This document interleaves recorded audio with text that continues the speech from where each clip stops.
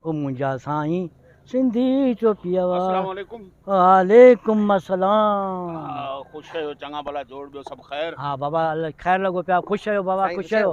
चङा भला ख़ुशि आहियो? इहो शहर में वॾो दुकान खीर वारो 5 स्टार मिल्क शॉप तव्हांजो आहे? जी जी हा मुंहिंजो आहे मुंहिंजो यार पुत नांग तो खाइना दुकान उथी खोलियो हिते लेटे पिया आहियो। बाबा अॼु अचर जो ॾींहुं आहे, घर पंहिंजो आहे, ठहिरायां पियो, इन करे जेको सो दुकान बंदि आहे। अच्छा अच्छा इहो माना सुभाणे खुली वेंदो न? सुभाणे खुल सुभाणे हर डेली खुलियल हूंदो आहे। इहो पंहिंजा महिमान कॾहिं पिया अचनि पंजाब खां? पंहिंजा त सुभाणे थी वेंदा, उहो सुबुह जो सवेर ईंदा रेल में। यार मूंखे ख़बर आहे न हिननि जी। सीधो राति वारी में मतिलबु पुॼी वञे। अॾे पाण वटि खीर जो बंदोबस्त सॼो फुल थी वेंदो लियो न। बाबा खीर जेतिरो चवंदा तव्हांखे मिलंदो। असल में छा आहे त असांजा पंजाब खां महिमान पिया अच्छा अचनि। अच्छा अच्छा मूं तव्हांखे अॻु में ॿुधायो, हा सोचो बस साईं वारनि जो जेको दुकान आहे न, सो माशाल्लाह पूरे इलाइक़े में वॾा मशहूरु दुकान। हा बाबा खीर जी जेतिरी बि ज़रूरत हूंदी असांखे मिली वेंदो न। बाबा ॾींहुं राति मुंहिंजो हिकिड़ो ज़रो बि खीर कोन थो खुटे। ॾिसो खीर में कंहिं बि क़िस्म जी शिकायत न थियणु घुरिजे। असांखे खीर बि खपे, दही बि खपे। महिमान पिया अचनि। बाबा बेफ़िक्र थियो बेफ़िक्र थियो। ॾिसो ॻाल्हि ॿुधो, पंजाब जा महिमान हा आहिनि, अहिड़ो जी शिकायत न कनि। न न शिकायत कोन बाबा कंदी असीं वेंदा आहियूं न पंजाब,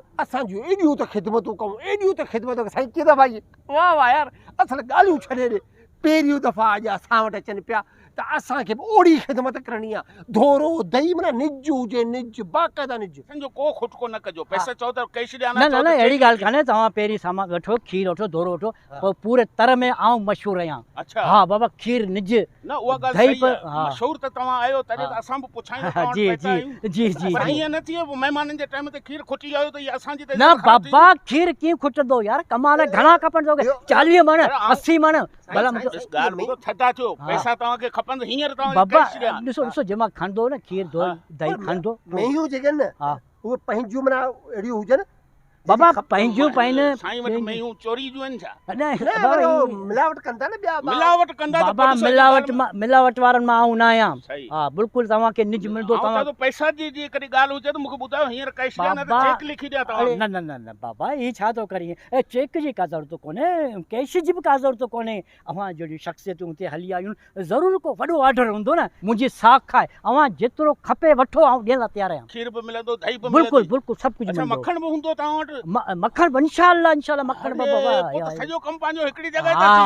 बस पैसा चओ त तव्हांखे कैश ॾियां। बाबा बाबा अहिड़ी ॻाल्हि न आहे। ॾिसो न तव्हां जेॾी महिल खणंदो न खीर दही मक्खण उन महिल ॾिजो मूंखे। सही माना अॼु राति जो बि थी सघे थो। पोइ भला पोइ घणो घणो घणो ख़बर पर अॼु दुकानदार बंदि लॻो पियो, पोइ असांखे ज़रूरत पइजी त पोइ बाबा सुस्ती भराए खणंदा या छा कंदा? ट्रक भराए खणंदा खीर दही जो या छा? मूंखे ॿुधायो तव्हां परेशान छो था थियो? तव्हांखे पैसनि जी ज़रूरत आहे, तव्हांखे कैश बाबा पैसा ॾिसो तव्हांजा पैसा कोन वेंदा न। हा तव्हां ॾिसो माण्हू शख़्सियतूं इहो ऐं मूंखे तव्हां ॿुधायो माल तव्हांखे घणो खपे। उहो बेफ़िक्र रहो तव्हां सिर्फ़ु असांखे इहो ॿुधायो खीर में का शिकायत न चओ। केतिरो बाबा शिकायत टक जे कान थींदी। हा जेकर शिकायत महिमान असांजा ख़ुशि थी वञनि न बस असां लख खटियो। आऊं चवंदो महिमान हफ़्ते खां वरी अची ठका कंदा।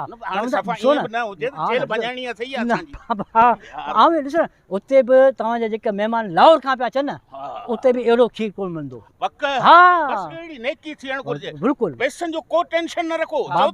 अरे न बाबा ॾाढी थोरो ख़्यालु कर, तोखां पैसा कोन थो हींअर घुरां। जंहिं माल खणंदा पोइ राति जो ज़रूरत पइजी वई त पोइ हा वेठो आहियां न बाबा। बाबा सॼी राति जेके अचनि ग्राहक माना मुंट जेका दही न खीर ख़तमु थींदो हर वक़्तु दस्तयाब आहे। पैसनि जो को टेंशन न करियो। चओ त तव्हांखे कैश ॾियां, चओ त चेक लिखी ॾियां। बसि असल में छा आहे त असांजा महिमान 80 सालनि जा आहिनि, वॾी ॼमार जा आहिनि, उहो घणो खीर खाईंदा। बसि पा खीर पा दही जो बंदोबस्तु रखिजो। पा दही पा खीर अरे उठो।